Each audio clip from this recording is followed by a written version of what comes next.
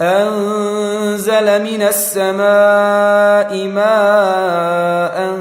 فسالت أودية بقدرها فاحتمل السيل زبدا رابيا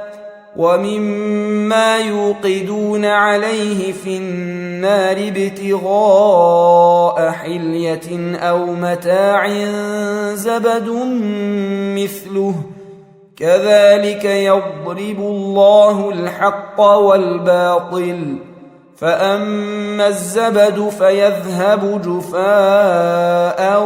وأما ما ينفع الناس فيمكث في الأرض كذلك يضرب الله الأمثال তিনি আকাশ থেকে পানি বর্ষণ করেন অতঃপর স্রোতধারা প্রবাহিত হতে থাকে নিজ নিজ পরিমাণ অনুযায়ী অতঃপর স্রোতধারা স্ফীত ফেনারাশি উপরে নিয়ে আসে এবং অলঙ্কার অথবা তৈজসপত্রের জন্যে যে বস্তুকে আগুনে উত্তপ্ত করে তাতেও তেমনি ফেনারাশি থাকে এমনিভাবে আল্লাহ সত্য ও অসত্যের দৃষ্টান্ত প্রদান করেন অতএব ফেনা তো শুকিয়ে খতম হয়ে যায় এবং যা মানুষের উপকারে